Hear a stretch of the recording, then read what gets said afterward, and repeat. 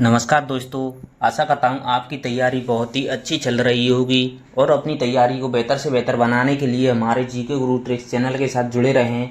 जिन भाइयों ने अभी तक हमारे जीके गुरु ट्रिक्स चैनल को सब्सक्राइब नहीं किया है वो प्लीज़ चैनल को सब्सक्राइब जरूर करें, और जिन भाइयों ने हमारे जीके गुरु ट्रिक्स चैनल को सब्सक्राइब कर रखा है उनके लिए बहुत बहुत धन्यवाद। आज की क्लास का मोटिवेशन है, ताने सुनने की बजाय इतनी मेहनत करो कि एक दिन वही लोग तुम्हारी सक्सेस स्टोरी सुनाया करें। आज की क्लास में political science previous year question paper हैं। आज की क्लास का टॉपिक है भारतीय राजनीतिक विचारक, इंडियन पॉलिटिकल थिंकर्स, जिसमें महात्मा गांधी, नेहरू, डॉक्टर बी.आर. अम्बेडकर, राम मनोहर लोहिया और अरविंद घोष की जो भी प्रीवियस ईयर परीक्षा में क्वेश्चन आए हैं उनको सॉल्व किया जा रहा है। आज की क्लास में टॉप 50 क्वेश्चन हैं जो आपके लिए बहुत ही रामबाण साबित होंगे। आज की क्लास को शुरू करते हैं। आज की क्लास का पहला प्रश्न आपकी स्क्रीन पर है। गांधी जी निम्नलिखित पुस्तकों से प्रभावित थे? Unto the last, Republic, kingdom of God within you. सही उत्तर चुनिए।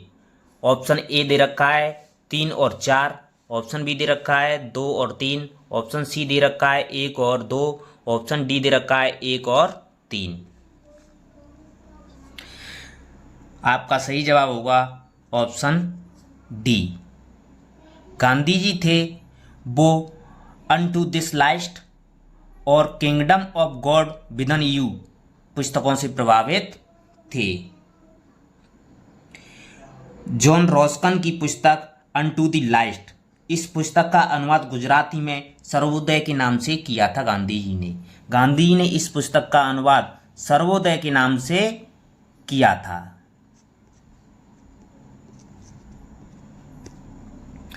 और टोल्स्टॉय की पुस्तक किंगडम ऑफ विदन यू, जिसे स्वर्ग तुम्हारे भीतर है, से प्रभावित थे।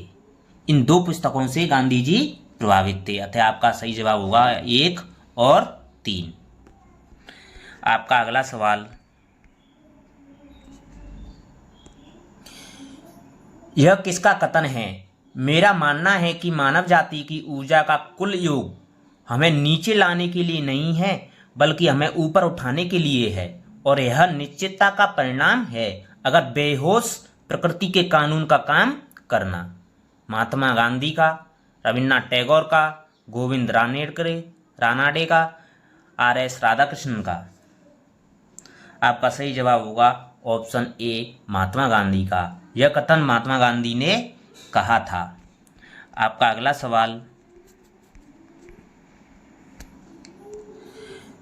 तिलक को भारतीय अशांति का पिता निम्न में से किसके द्वारा कहा गया था? वायसराय मिंटो के द्वारा, लॉर्ड कर्जन के द्वारा, वैलेंटाइन सिरोल के द्वारा, लॉर्ड डलहौजी के द्वारा। आपका सही जवाब होगा ऑप्शन सी, वैलेंटाइन सिरोल के द्वारा। वैलेंटाइन सिरोल ने तिलक को भारतीय शांति का पिता कहा था। आपका अगला सवाल, निम्न में से किस पत्र या पत्रिका का संबंध गांधी जी से नहीं है?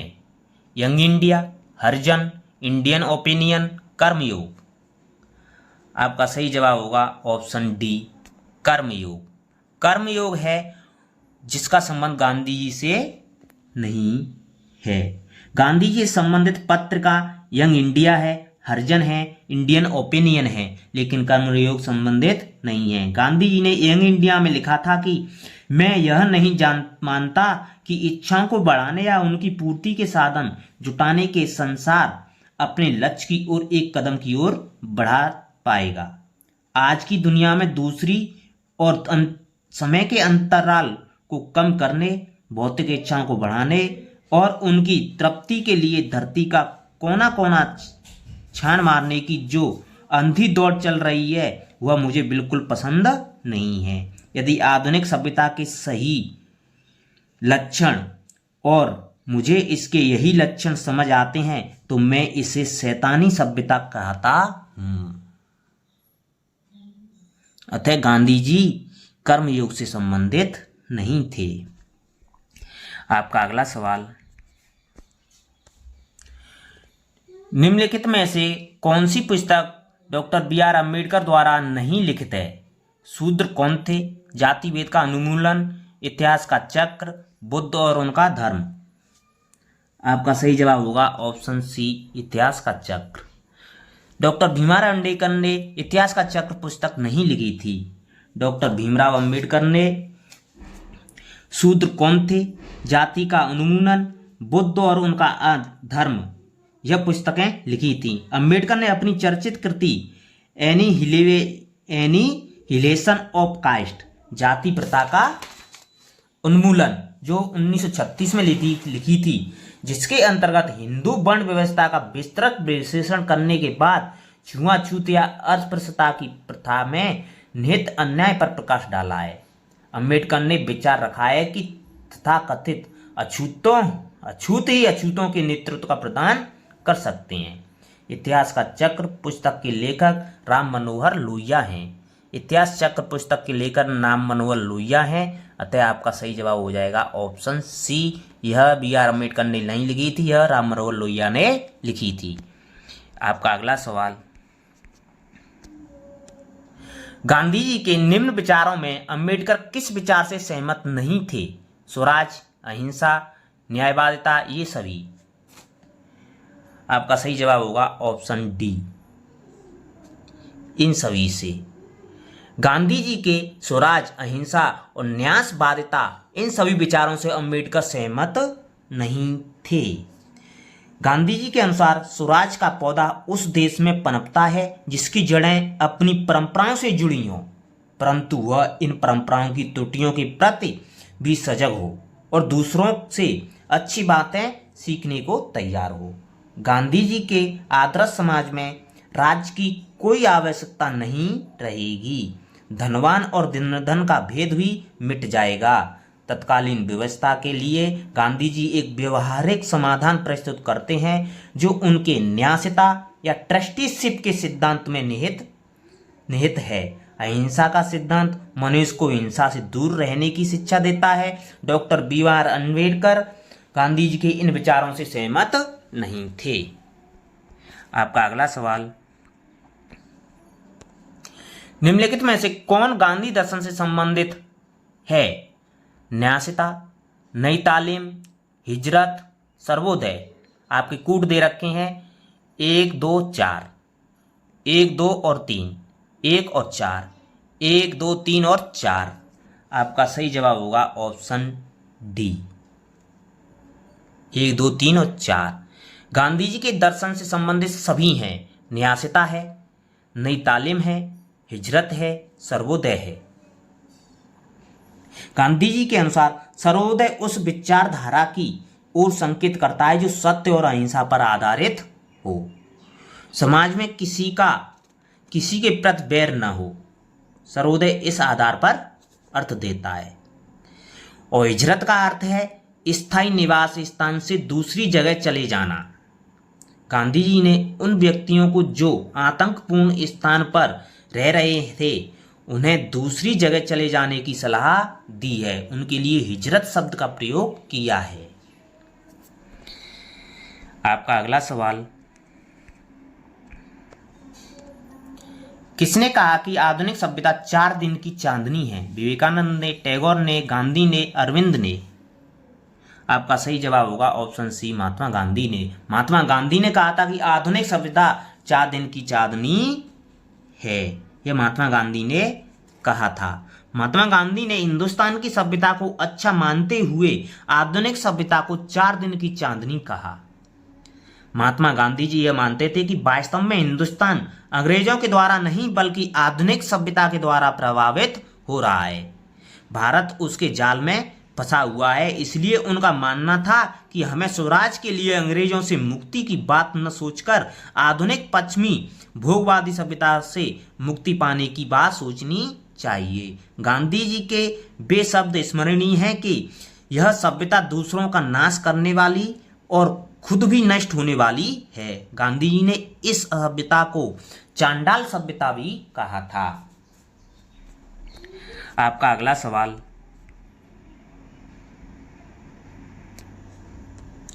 निम्नांकित में से कौन सी अंबेडकर की रचना है? Annihilation of caste, thought on Pakistan, Ranade Gandhi and Jinnah, the Buddha and his Dhamma. आपका सही जवाब होगा, और आपके कोड दे रखे हैं नीचे 1 और 3, 1 2 और 4, 1 4, 1 2 3 4। आपका सही जवाब होगा ऑप्शन डी, 1 2 3 4। ये सभी पुस्तकें हैं, रचनाएं हैं, वो B.R. अम्बेडकर द्वारा लिखी गई थी। एनिहिलेशन ऑफ कास्ट है, वो 1936 में लिखी थी, 1936 में लिखी थी। और थॉट ऑन पाकिस्तान है, 1945 में लिखी थी। और रानाडे गांधी एंड जिन्ना है, वो 1943 में लिखी थी। द बुद्धा एंड हिज धम्म 1957 में लिखी थी। आपका अगला सवाल, जिन भाइयों ने अभी तक हमारे जीके गुरु ट्रिक्स चैनल को सब्सक्राइब नहीं किया है, वो प्लीज चैनल को सब्सक्राइब जरूर करें। राम मनोहर लोहिया किसके समर्थक थे? विकेंद्रीकृत समाजवाद, साम्यवाद, गाइड समाजवाद, श्रेणी समाजवाद, फेबियन समाजवाद। आपका सही जवाब होगा ऑप्शन ए, विकेंद्रीकृत समाजवाद। राम मनोहर लोहिया हैं, वो विकेंद्रीकृत समाजवाद के समर्थक थे। लोहिया राज्य की सत्ता को एक स्थान पर केंद्रित नहीं करना चाहते थे। उनका कहना था कि प्रभुसत्ता केवल राज्य तक ही सीमित न रहे, उनका विभाजन ऐसा होना चाहिए कि वह गांव-गांव तक पहुंचे। इसके लिए राम मनोहर लोहिया ने चौखम्मा राज्य की योजना स्थापित करने का प्रयास किया था। ये 4 खम्मे हैं, ग्राम, मंडल, प्रांत, केंद्र सरकार। राम मनोहर लोहिया ने चौखम्मा सिद्धांत दिया था, जिसमें 4 खम्भे बताए थे उसने, ग्राम, मंडल, प्रांत और केंद्र सरकार। लोहिया इन खम्भों की संख्या बढ़ाकर विश्व संसद या विश्व सरकार की स्थापना करना चाहते थे, जो 5वां खम्मा था। आपका अगला सवाल, निम्नलिखित में से किस भारतीय ने तीनों गोलमेज सम्मेलनों में भाग लिया था? महात्मा गांधी ने, जवाहरलाल नेहरू ने, B.R. अम्बेडकर ने, मदन मोहन मालवीय ने। आपका सही जवाब होगा ऑप्शन सी, डॉक्टर B.R. अम्बेडकर ने। डॉक्टर भीमराव अम्बेडकर ने तीनों गोलमेज सम्मेलनों में भाग लिया था। जो तीनों गोलमेज सम्मेलनों का आयोजन 1930, 1931 और 1932 में हुआ था, जिसमें तीनों गोलमेज सम्मेलनों में भाग लिया था। प्रथम गोलमेज सम्मेलन हुआ था वो नवंबर 1930 से जनवरी 1931 तक चला था। द्वितीय गोलमेज सम्मेलन हुआ था सितंबर 1931 में हुआ था। तृतीय गोलमेज सम्मेलन हुआ था वो नवंबर दिसंबर 1932 में हुआ था। तीनों गोलमेज सम्मेलनों में भीमराव अम्बेडकर ने भाग लिया था और दूसरे गोलमेज सम्मेलन में महात्मा गांधी ने भाग लिया था। आपका अगला सवाल, निम्न में से किसने पंथ निरपेक्षता का आशय सभी धर्मों को राज्य द्वारा समान संरक्षण बतलाया है? महात्मा गांधी ने, B.R. अम्बेडकर ने, B.N. राव ने, जवाहरलाल नेहरू ने। आपका सही जवाब होगा ऑप्शन डी, जवाहरलाल नेहरू ने। जवाहरलाल नेहरू ने पंथ निरपेक्षता का आशय सभी धर्मों को राज्य द्वारा समान संरक्षण बताया है। आपका अगला सवाल, जिन भाइयों ने अभी तक हमारे जीके गुरु ट्रिक्स चैनल को लाइक नहीं किया है, वो प्लीज लाइक का बटन जरूर दबाएं। निम्नांक में से कौन सा युग्म सही सुमेलित नहीं है? Motilal Nehru, Nehru report, M.A. जिन्ना, खिलाफत आंदोलन, M.K. गांधी, चंपारण आंदोलन, सुभाष चंद्र बोस, फॉरवर्ड ब्लॉक। आपका सही जवाब होगा ऑप्शन बी, M.A. जिन्ना, खिलाफत आंदोलन। ये संबंधित नहीं है। मोतीलाल नेहरू ने नेहरू रिपोर्ट दी थी, M.K. गांधी ने चंपारण आंदोलन किया था, सुभाष चंद्र बोस ने फॉरवर्ड ब्लॉक की स्थापना की थी, और जो खिलाफत आंदोलन था वो मोहम्मद अली जिन्ना और शौकत अली से संबंधित था। जिन्ना ने खिलाफत आंदोलन में हिस्सा नहीं लिया था। जिन्ना ने खिलाफत आंदोलन में हिस्सा नहीं लिया था, यह मोहम्मद अली और शौकत अली का था। आपका अगला सवाल, दोस्तों तैयारी को जारी रखते रहें। निम्नलिखित अखिल भारतीय अनुसूचित जाति संघ AISCF का गठन किस वर्ष में किया गया था? 1935 में, 1951 में, 1947 में, 1942 में। आपका सही जवाब होगा ऑप्शन डी 1942 में। अखिल भारतीय अनुसूचित जाति संघ AISCF की स्थापना 1942 में की गई थी।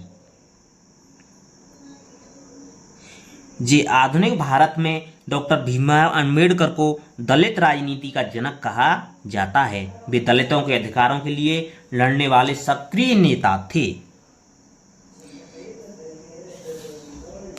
आपका अगला सवाल, निम्नलिखित में से किसने कहा राज्य केंद्रित और संगठित रूप में हिंसा का प्रतिनिधित्व करता है। व्यक्ति के पास आत्मा होती है लेकिन राज्य एक निष्प्राण मशीन है, वह उस इंसान से कभी मुक्त नहीं हो सकती जिसके कारण उसका अस्तित्व है। यह कथन किसने कहा था? हेराल्ड लास्की ने, M.K. गांधी ने, B.R. अम्बेडकर ने, कार्ल मार्क्स ने। आपका सही जवाब होगा ऑप्शन बी, M.K. गांधी ने। यह कथन महात्मा गांधी ने कहा था। आपका अगला सवाल, गांधी जी की पद्धति को संवादात्मक प्रतिरोध कौन कहता है? David Bailey, Lord Mountbatten, Karl Marx, David Hardiman. आपका सही जवाब होगा option D, David Hardiman. David Hardiman है जो गांधी जी की संवादात्मक प्रतिरोध कहते हैं। गांधी जी जो पद्धति थी उसको तुम संवादात्मक प्रतिरोध डेविड हार्डीमैन कहते हैं। आपका अगला सवाल,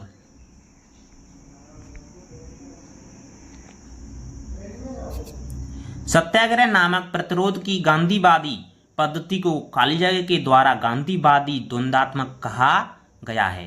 रॉबर्ट निस्वेट, बॉन्डुरेट, डेविड बेली, रजनी कोठारी। आपका सही जवाब होगा ऑप्शन बी, बॉन्डुरेट। बॉन्डुरेट ने गांधीवादी द्वंद्वात्मक कहा था। जो गांधी की सत्याग्रह नामक प्रतिरोध की गांधीवादी पद्धति थी उसको बॉन्डुरेट ने गांधीवादी द्वंद्वात्मक कहा था। अतः आपका सही जवाब होगा ऑप्शन बी। आपका अगला सवाल, दोस्तों कहते हैं कि करत करत अभ्यास के जड़मत हुत सुजान, रसरी आवत जात सिल पर पड़त निशान। दोस्तों अपनी तैयारी को जारी रखें, अपनी तैयारी से पीछे नहीं हटना चाहिए। बाधाएं आती हैं उनका सामना करना चाहिए। आपका अगला सवाल है, किसने कहा था कि व्यक्तिगत स्वतंत्रता के हनन पर संभवतः किसी समाज का निर्माण नहीं किया जा सकता है? जॉन रॉल्स ने, हेराल्ड लास्की ने, M.K. गांधी ने, कार्ल मार्क्स ने। आपका सही जवाब होगा ऑप्शन सी, महात्मा गांधी ने। महात्मा गांधी ने कहा था कि व्यक्तिगत स्वतंत्रता के हनन पर संभवतः किसी समाज का निर्माण नहीं किया जा सकता है। यह कथन महात्मा गांधी ने कहा था। महात्मा गांधी ने सत्य अहिंसा के सिद्धांत में विश्वास करने वाले एक आदर्शवादी नैतिकवादी विचारक थे। महात्मा गांधी, गांधी जी ने सत्य और अहिंसा के माध्यम से व्यक्तिगत स्वतंत्रता, मानव गरिमा और आत्मसम्मान को महत्वपूर्ण बताया था। आपका अगला सवाल,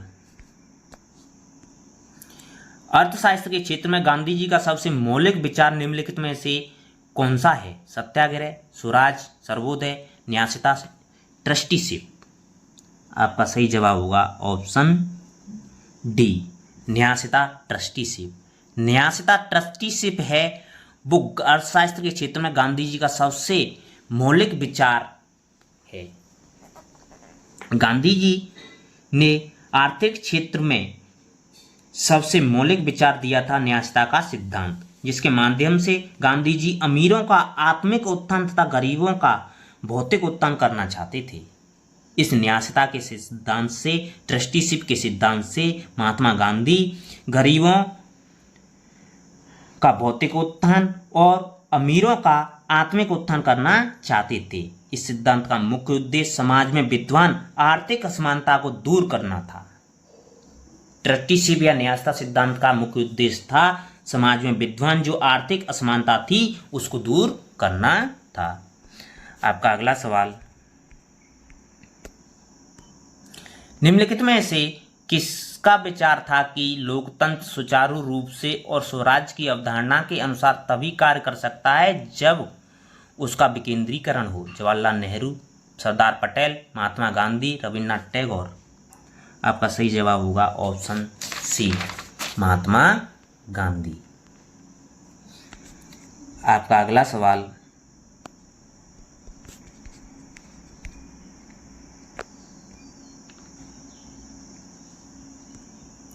महात्मा गांधी के विचारों से संबंधित निम्नलिखित कथनों पर विचार कीजिए। आदर्श राज्य में कोई राजनीतिक शक्ति नहीं होती क्योंकि कोई राज्य ही नहीं होता। ऐसे राज्य में कोई न्यायालय और कानून नहीं होंगे। केवल एक सही है, केवल दो सही है, एक और दो दोनों सही है, ना तो एक और ना दो सही है। तो आपका सही जवाब होगा ऑप्शन सी, एक और दो दोनों कथन सही हैं। ये दोनों कथन सही हैं। आपका अगला सवाल, महात्मा गांधी ने स्वतंत्रता की व्याख्या किस रूप में की? समानता के रूप में, स्वराज के रूप में, तर्क के रूप में, शासन के रूप में? आपका सही जवाब होगा ऑप्शन बी, स्वराज के रूप में। महात्मा गांधी ने स्वतंत्रता की व्याख्या स्वराज के रूप में की थी। गांधी जी के शब्दों में स्वराज का अर्थ व्यापक है। इसका अर्थ सिर्फ स्वशासन से न होकर नैतिक एवं सांस्कृतिक स्वाधीनता भी है। यह सच्चे लोकतंत्र का पर्याय है। अतः गांधी जी ने स्वतंत्रता की व्याख्या स्वराज के रूप में की थी। आपका अगला सवाल, गांधी जी ने सत्याग्रह के अस्त्र का सर्वप्रथम प्रयोग कहाँ किया? अफ्रीका में, चंपारण में, बारडोली में, डांडी में? आपका सही जवाब होगा ऑप्शन ए, दक्षिणी अफ्रीका में। गांधी जी ने सर्वप्रथम सत्याग्रह का प्रयोग दक्षिणी अफ्रीका में किया था 1906 में। 1906 में पहली बार सत्याग्रह का प्रयोग किया था दक्षिणी अफ्रीका में, जबकि भारत में पहला सत्याग्रह का प्रयोग 1917 में किया था।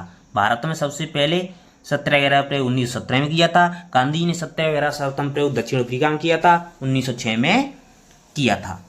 आपका अगला सवाल, किसने कहा राज्य संगठित और केंद्रित रूप में हिंसा का प्रतिनिधित्व करता है? व्यक्ति एक सचेतन आत्मवान प्राणी है, किंतु राज्य एक ऐसा आत्महीन यंत्र है जिसे हिंसा से पृथक नहीं किया जा सकता। उसकी उत्पत्ति ही हिंसा से हुई है। नेहरू ने, गांधी ने, रूसो ने, लेनिन ने? आपका सही जवाब होगा ऑप्शन बी, गांधी ने। यह कथन गांधी जी ने कहा था। आपका अगला सवाल, राम मनोहर लोहिया ने समाजवादी दल की स्थापना की थी 1955 में, 1948 में, 1952 में, 1951 में? आपका सही जवाब होगा ऑप्शन ए, 1955 में। राम मनोहर लोहिया ने समाजवादी दल की स्थापना 1955 में की थी। लोहिया ने भारत में स्वाधीनता आंदोलन और समाजवादी आंदोलन में सक्रिय भूमिका निभाई थी। राम मनोहर लोहिया ने गांधीवादी विचारों को अपनाते हुए एशिया की विशेष परिस्थितियों को ध्यान में रखकर समाजवाद की एक नई व्याख्या और नया कार्यक्रम प्रस्तुत किया था। आपका अगला सवाल,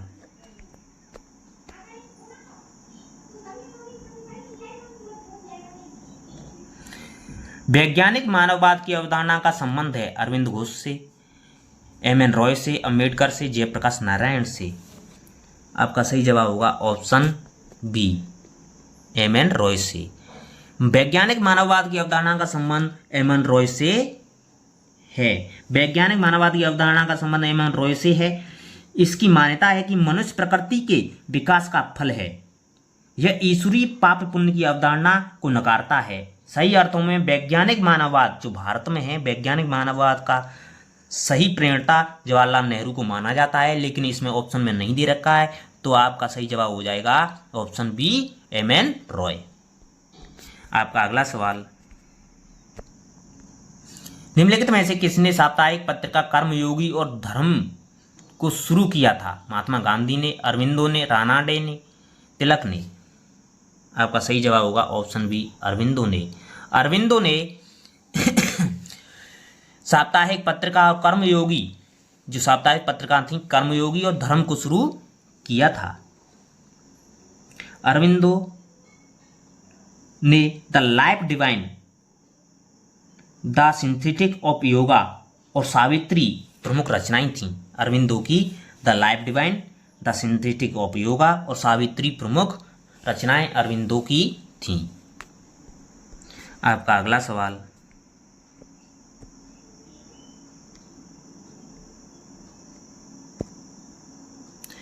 कथन दे रखे और कारण दे रखे हैं दोस्तों। कथन दे रखा है, महात्मा गांधी के कल्पना की उपयोग की गई अहिंसा की मात्रा से एक उन्मुक्त समाज की पहचान होगी। कारण दे रखा है, इसी कारण से उन्होंने अपने राज्य और अराजकतावादी राज्य के मध्य स्पष्ट विभेद किया। आपके ऑप्शन दे रखे हैं, ए सत्य है किंतु आर असत्य है, ए असत्य है किंतु आर सत्य है, ए और आर दोनों सत्य हैं, आर ए की सही व्याख्या करता है। ए और आर दोनों सत्य हैं लेकिन आर ए की सही व्याख्या नहीं करता है। आपका सही जवाब होगा ऑप्शन, आपका सही जवाब होगा ऑप्शन सी। ए और आर दोनों सही हैं और आर ए की सही व्याख्या करता है। आपका अगला सवाल,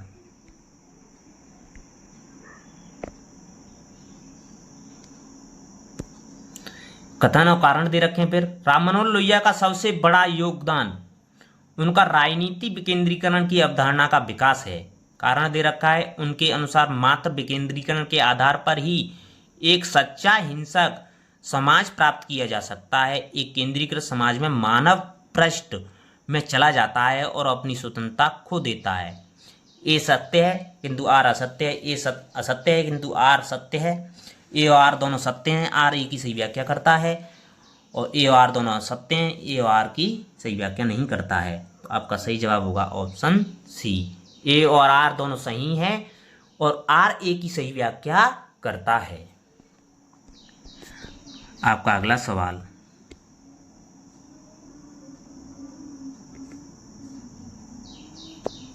राम मनोहर लोहिया के अनुसार यूरोपीय समाजवाद में निम्नांकित में से किनका अभाव है? इथोस लोकाचार का, इलान उत्साह का, जीवन तात का। आपके दे रखे हैं कूट में ऑप्शन, केवल एक और दो, केवल एक और तीन, केवल दो और तीन, और एक दो तीन सभी। आपका सही जवाब होगा ऑप्शन डी, एक दो तीन सभी। राम मनोहर लोहिया के अनुसार यूरोपीय समाजवाद में इनका अभाव है, लोकाचार का अभाव है, उत्साह का अभाव है और जीवनतांत का अभाव पाया जाता है। आपका अगला सवाल,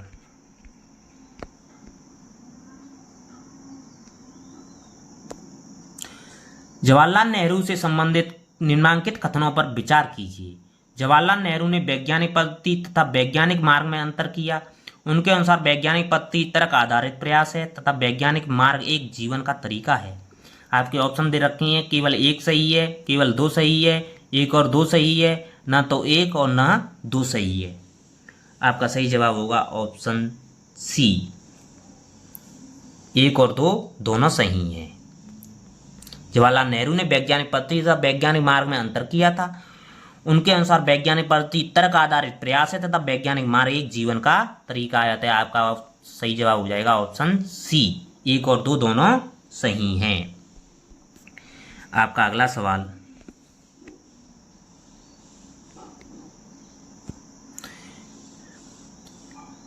हु वेयर शूद्राज पुस्तक के लेखक कौन हैं? B R Ambedkar, APJ Abdul Kalam, Salam Khurshid, Atal Bihari Vajpayee.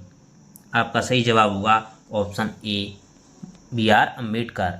Doctor Bhimrao Ambedkar हैं, वो हु वेयर शूद्राज पुस्तक के लेखक हैं जो 1940 में प्रकाशित हुई थी। इस पुस्तक में शूद्र वर्ण की उत्पत्ति की चर्चा की गई है।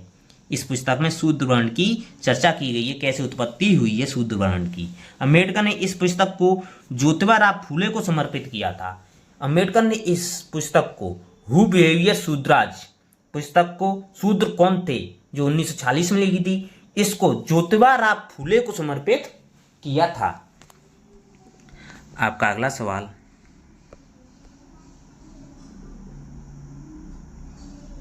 मिलान का दे रखा है दोस्तों, सूची 1 कार्य, सूची 2 वर्ष, मिलान करें, जिसमें अंबेडकर ने अपनी रचनाएं प्रकाशित की थी। अंबेडकर ने अपनी रचनाएं कब कब प्रकाशित की थी, इसको मिलान करना है सही। Annihilation of caste, annihilation of caste, annihilation of caste है वो 1936 में लिखी थी। तो आपका ए में हो जाएगा 4, ए में 4 एक ही ऑप्शन में दे रखा है, ऑप्शन सी में, ऑप्शन सी में दे रखा है। तो आपका सही जवाब हो जाएगा option c. The annihilation of caste 1936 में लिखी थी और the problem of the rupee, जो रुपए थी, वो 1923 में लिखी थी। और what Congress and Gandhi have in to the achievals 1945 में लिखी थी। हु बेयर द शूद्राज 1940 में लिखी थी। अतः आपका सही जवाब हो जाएगा ऑप्शन सी। आपका अगला सवाल,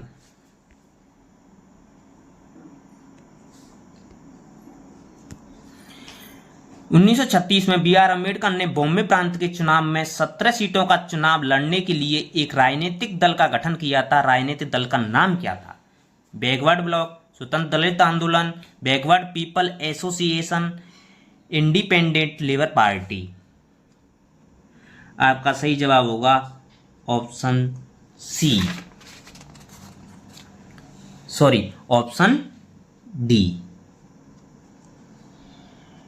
independent labour party. B R Ambedkar ने 17 सीटों में चुनाव लड़ा था, उस पार्टी का नाम था, उस राजनीतिक दल का नाम था इंडिपेंडेंट लेबर पार्टी, जो 1936 में स्थापना की थी।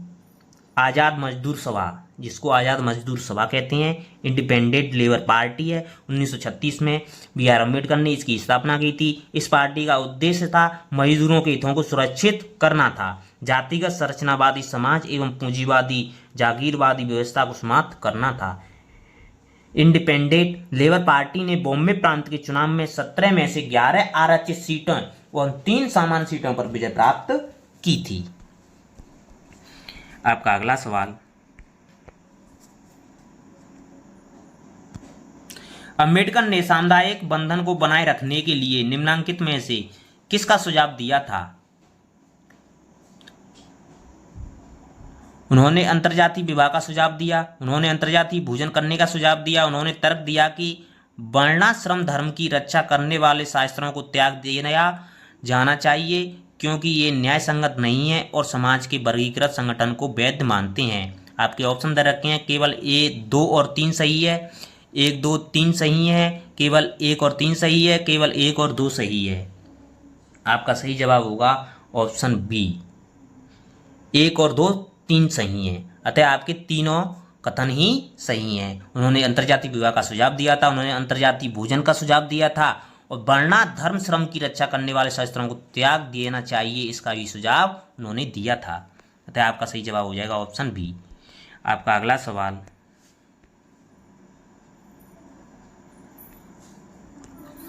बी आर अम्बेडकर के बारे में निम्नलिखित में से कौन सा कथन गलत है?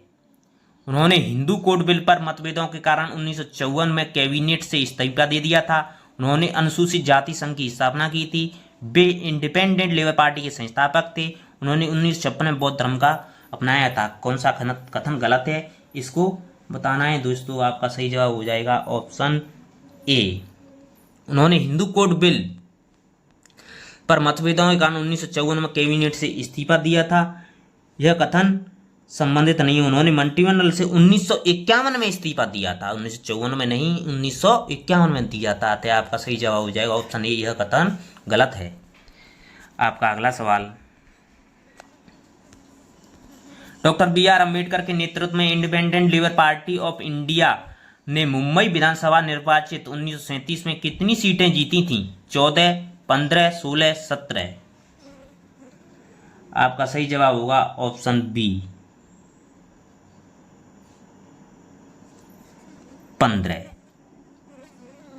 15 सीटें जीती थीं। आपका अगला सवाल,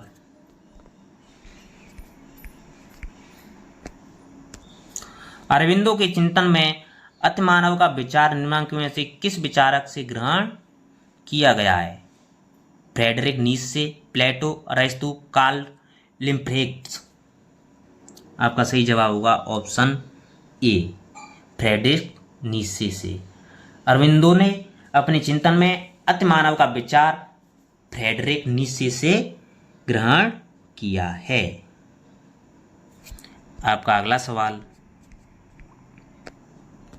सही समूह को पहचानिए। B R Ambedkar, independent labour party, ये सही है यार दोस्तों, तो आपका सही जवाब हो जाएगा ऑप्शन ए। बी पे दे रखा है आचार्य नरेंद्र देव, समाजवादी पार्टी, ये गलत है।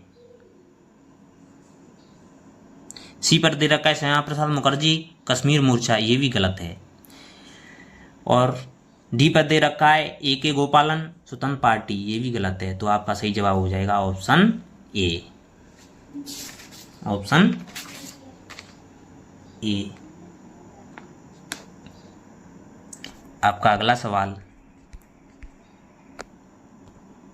निम्नलिखित में से किस भारतीय राजनीतिक विचारक ने कहा था कि समाजवाद का सार उत्पादन के साधनों की स्थिति के नियंत्रण में है? बी आर अम्बेडकर ने, सरदार पटेल ने, महात्मा गांधी ने, जवाहरलाल नेहरू ने। आपका सही जवाब होगा ऑप्शन ए,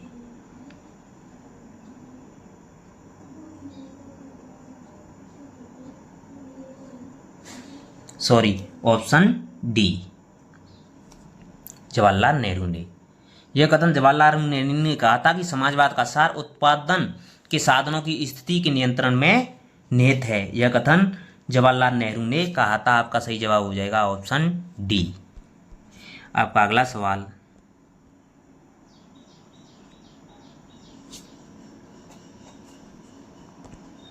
सविनय अवज्ञा और सत्याग्रह की गांधीवादी अवधारणा पर निम्नलिखित में से कौन सा कथन सत्य नहीं है?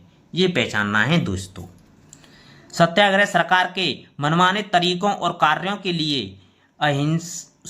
हिंसक प्रतिरोध की अनूठी प्रणाली वास्तव में मानव जाति के लिए उनका सबसे बड़ा उपहार है।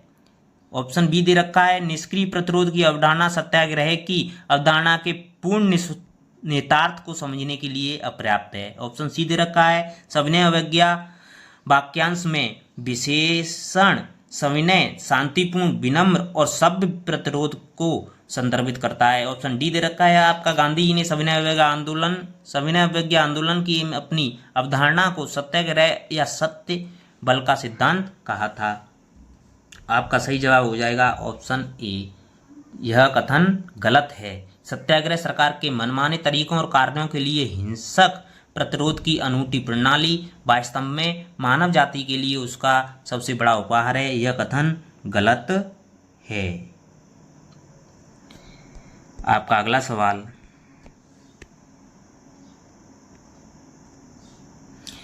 गांधी के हिंद स्वराज में कितने अध्याय हैं? 12, 15, 18, 20। आपका सही जवाब होगा ऑप्शन डी 20। गांधी जी के हिंद स्वराज लेख में 20 अध्याय हैं, जो 1909 में गांधी जी दक्षिण अफ्रीका लौटते समय जहाज में हिंद स्वराज की रचना की थी, जिसमें 20 अध्याय हैं। आपका अगला सवाल, गांधी जी द्वारा स्थापित निम्नलिखित आश्रमों या संस्थानों का कालक्रम लगाएं। फिनिक्स सेंटलैंड, कोचराब आश्रम, सेवाग्राम आश्रम, टोलस्टॉय फार्म। आपका सही कूट का चयन करना है, स्क्रीन को क्रम से व्यवस्थित करना है। तो आपका सही जवाब हो जाएगा ऑप्शन बी। सबसे पहले फिनिक्स सेटलमेंट है वो 1904 में लिखी गई थी।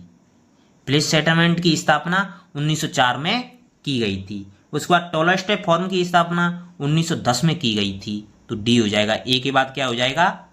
डी हो जाएगा दूसरे नंबर पर। और तीसरे पर हो जाएगा आपका कोचराब आश्रम की स्थापना 1915 में की थी, ये तीसरे पे हो जाएगा। और सेवाश्रम आश्रम की स्थापना 1936 में की थी। यह सबसे बाद में हो जाएगा सी। तो आपका सही जवाब हो जाएगा ऑप्शन ए। आपका अगला सवाल, महात्मा गांधी द्वारा आरंभ किया गया निम्नलिखित में से कौन सा प्रथम सत्याग्रह था? चंपारण सत्याग्रह, नमक सत्याग्रह, सविनय अवज्ञा आंदोलन, असहयोग आंदोलन। आपका सही जवाब होगा ऑप्शन ए, चंपारण सत्याग्रह। महात्मा गांधी ने चंपारण सत्याग्रह वो 1917 में सबसे पहले प्रारंभ किया था। आपका अगला सवाल, निम्न में से कौन सा पहलू गांधी जी के स्वदेशी के दायरे में नहीं आता है? आर्थिक, राजनीतिक, धार्मिक, सभी सही है। आपका सही जवाब होगा ऑप्शन सी, ऑप्शन सी, धार्मिक। धार्मिक है, गांधी जी के स्वदेशी के दायरे में नहीं आता है। धार्मिक पहलू स्वदेशी दायरे में नहीं आता है। उनका स्वदेशी विचार मूलतः आर्थिक, राजनीतिक पहलू की धारणा से आधारित है। हालांकि गांधी जी धर्म और राजनीति को परस्पर संबंध मानते हैं, लेकिन यह धार्मिक है, गांधी जी के स्वदेशी पहलुओं में शामिल नहीं है। तो आपका सही जवाब हो जाएगा ऑप्शन सी। आपका अगला सवाल, निम्नलिखित में से किसने ट्रस्टीशिप की अवधारणा का प्रतिपादन किया था? एमएन रॉय ने, अरविंद घोष ने, महात्मा गांधी ने, गोखले ने। आपका सही जवाब हो जाएगा ऑप्शन सी, महात्मा गांधी ने। महात्मा गांधी ने ट्रस्टीशिप की अवधारणा का प्रतिपादन किया था, जिसे न्यासता का सिद्धांत कहते हैं, जिसमें पूंजीपतियों के हृदय परिवर्तन की मांग करता है तथा तत्काल वे उत्पादन के साधनों को संपूर्ण समाज की धरोहर मानकर उनका प्रयोग केवल लोक कल्याण के लिए करें, निजी लाभ के लिए नहीं करें। अतः आपका सही जवाब होगा ऑप्शन सी। आपका अगला सवाल, महात्मा गांधी के न्यास धारिता सिद्धांत को संक्षेप में कहा जा सकता है? संशोधनवादी समाजवाद, काल्पनिक समाजवाद, मानवीय चेहरे के साथ पूंजीवाद, उपरोक्त में से कोई नहीं। आपका सही जवाब होगा ऑप्शन सी, मानवीय चेहरे के साथ पूंजीवाद। आपका अगला सवाल, निम्नलिखित में से कौन सा गांधीवाद का एक महत्वपूर्ण आर्थिक सिद्धांत है? पंचायती राज, अहिंसा, न्यायिकता, बहिष्कार। आपका सही जवाब होगा ऑप्शन सी, न्यायिकता। न्यायिकता है वो गांधीवाद का एक महत्वपूर्ण आर्थिक सिद्धांत है। न्यायिकता ट्रस्टीशिप का सिद्धांत है, वो सबसे महत्वपूर्ण सिद्धांत है। आपका अगला सवाल, निम्नलिखित में से क्या महात्मा गांधी जी की स्वराज्य की अवधारणा का अंग नहीं था? स्वशासन, सर्वहित की खोज, नैतिक रूप से श्रेष्ठ व्यक्ति का शासन, विधि का शासन। आपका सही जवाब होगा ऑप्शन डी, विधि का शासन। विधि का शासन है वो महात्मा गांधी की स्वराज्य की अवधारणा से संबंधित नहीं है। महात्मा की गांधी जी की स्वराज्य अवधारणा, महात्मा गांधी जी की व्यवस्था में स्वराज्य शब्द का एक तत्वमीमांस निहितार्थ भी है। यह एक आदर्श समाज में मानव जीवन की परिकल्पित दशा का नाम है, जिसमें हर व्यक्ति सत्ता के दुरुपयोग का प्रतिरोध करने की क्षमता से युक्त है, अर्थात स्वराज्य रामराज का समरूपी बन जाता है। एक अवसर पर उन्होंने कहा था कि राम राज्य से मेरा अभिप्राय हिंदू राज्य नहीं है, मैं राम राज्य का अर्थ देवी राज्य का ईश्वर का साम्राज्य मानता हूँ। रामराज का आदर्श सच्चे प्रजातंत्र का आदर्श है। इस प्रकार स्वराज का नेतार्थ है पूर्ण सामाजिक न्याय, समानता तथा स्वतंत्रता की व्यवस्था करना। रामराज स्वराज की चरम अवस्था है। यह केवल एक राजनीतिक अथवा एक आर्थिक आदर्श नहीं, यह नैतिक भावना के फलीभूति होने का परिचायक माना जाता है। अतः स्वराज की अवधारणा का अंग विधि का शासन नहीं है। आपका अगला सवाल, गांधी जी ने निम्नलिखित में से किस पर बल दिया था? राजनीति का आध्यात्मिकरण, राजनीति का धार्मिकीकरण, राजनीति का विकेंद्रीकरण, उपरोक्त में से किसी पर नहीं।